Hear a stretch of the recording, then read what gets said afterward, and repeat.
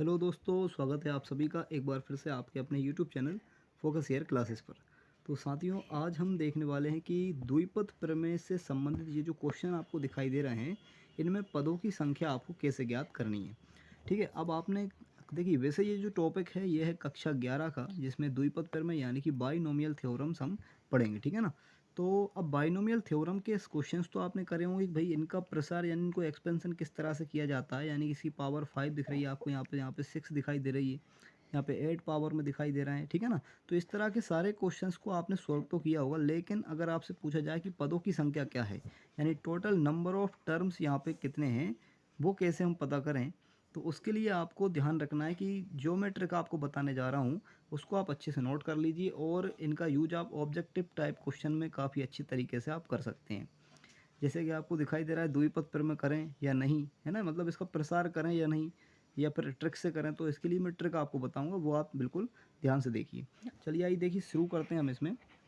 तो क्वेश्चन आपका जो पहला रहेगा यहाँ पे, जैसे कि आपको ये क्वेश्चंस आपको दिखाई दे रहे हैं, ठीक है ना। तो इनको किस तरह से आपको निकालना है वो मैं आपको बताता हूँ।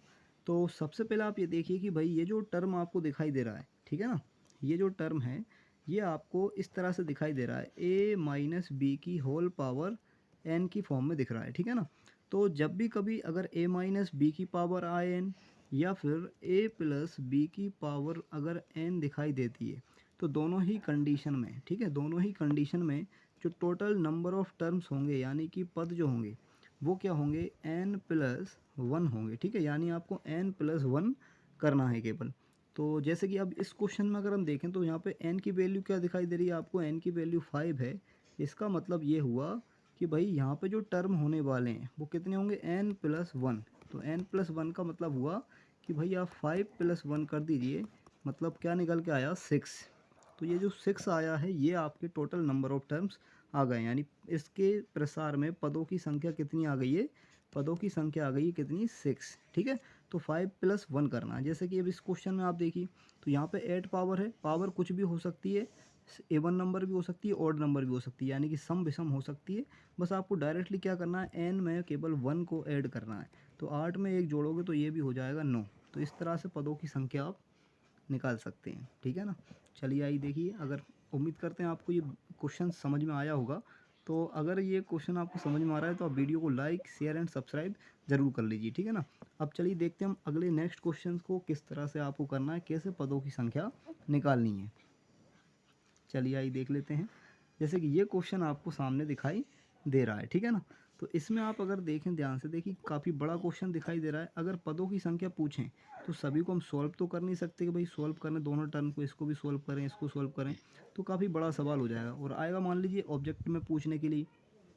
तो इसको करने के लिए तरीका ये है कि पहले आप कंडीशन देखिए, मैं आपको दो कंडीशन बता रहा हूँ कि अगर मान लीजिए ऐसा लिखा हो कि a प्लस बी की power n plus a minus B की पावर n, इस तरह का क्वेश्चन है। ठीक है, या हम एक और क्वेश्चन लिख लेते हैं पास में कि अगर a प्लस बी की power n minus a minus B की पावर n, इस तरह के दो क्वेश्चन अगर हैं अपने पास, तो हमें किस तरह से देखिए इसमें पदों को निकालना है वो मैं आपको बताता हूँ।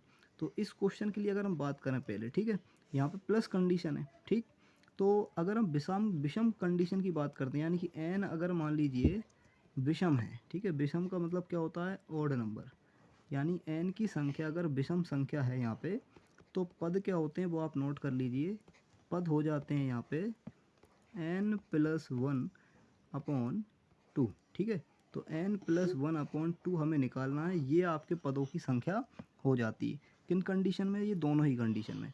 बस आपको ध्यान रखना कि n क्या होना चाहिए, विषम होना चाहिए। ठीक है, अगर n ओड नंबर है या विषम है तो दोनों ही कंडीशन के लिए यही ट्रिक आपको लगानी है। ठीक है, यानी कि n plus one upon two करना है। ठीक, जैसे कि अब ये क्वेश्चन आपको दिखाई दे रहा है, तो इन क्वेश्चन में n की वैल्यू क्या दिखाई दे रही है आपको, तो आप कहेंगे सर n की वैल्यू इन क्वेश्चन में है 5।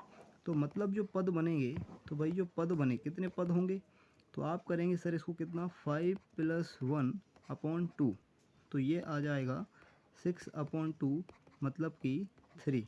ठीक है, यानी कि यहाँ पे पदों की संख्या कितनी हो जाएगी, 3 हो जाएगी। तो इस तरह के इन दोनों क्वेश्चन में है आपको 5 प्लस वन करके अपॉन टू करना है। ठीक है, n plus one upon two. तो इस तरीके से यहाँ पे विषम कंडीशन के लिए ये क्वेश्चन ऐसे सॉल्व हो जाएगा। ठीक है, चलिए आइए देख लेते हैं नेक्स्ट क्वेश्चन। तो अगले क्वेश्चन में आप देखेंगे कि भाई यहाँ पे क्या हो रहा है, यहाँ पे देखिए पावर क्या दी है आपको, इवन नंबर दे दी यानी सम दे दी दोनों में। ठीक है, तो अब सम के लिए क्या करना है, तो भाई सम के लिए कुछ नहीं, देखिए यदि n सम हो तो यहाँ पे n कैसा है, सम, n कैसा है, सम है, यानी कि इवन नंबर है। कैसा नंबर है, इवन नंबर। ठीक है, मतलब n की वैल्यू यहाँ पे 6 आपको दिखाई दे रही है। ठीक है ना, तो अब यहाँ पे पदों की संख्या कैसे निकलती है, तो अगर देखिए कभी ये सम आ जाता है n यहाँ पर, तो इसमें जो पदों की संख्या होगी वो कैसे होगी, देखिए बस आपको ध्यान ये रखना है कि इसमें देखिए अब दो कंडीशन, इसमें अगर ये प्लस आता है बीच में तो प्लस के लिए कंडीशन अलग हो जाती है। इसमें आपको करना होगा n/2 और +1, इस तरह से आपको यहाँ पर लिखना होता है n/2 +1। तो इसका मतलब हुआ कि देखिए 6/2 कर दीजिए और +1 कर दो। तो मतलब क्या है, देखिए इसको आप 2 से जब डिवाइड करेंगे 3 टाइम में ये कट जाएगा, तो 3 + 1 आएगा इसका आंसर, मतलब कि 4। तो कितने टर्म्स होंगे, कितने पद होंगे, 4 पद यहाँ पे होंगे। ठीक है, तो प्लस कंडीशन के लिए आपको सम देखना है कि अगर इवन नंबर आती है पावर या घात इसकी सम है, तो आपको यहाँ पे इस तरह से n/2 +1 लगाना है। ठीक है, अब देखिए इस क्वेश्चन में देखिए इसमें भी आपको पावर तो देखिए सेम दिख रही है यानी 6 है, और ये भी एक सम संख्या इवन नंबर है। तो इसका मतलब हुआ कि अब यहाँ पे आप सोचें कि n/2 +1 लगा दें, तो ऐसा करना गलत हो जाएगा। क्यों, क्योंकि यहाँ पे देखिए बीच में क्या दिया है, माइनस। तो अगर माइनस दिया हो तो माइनस वाली कंडीशन में जो पद होते हैं वो पद केवल आपको क्या करना है, n/2 करना है, बस क्या करना है, n/2। तो n/2 का मतलब 6/2 कर दीजिए, यानी कि 3।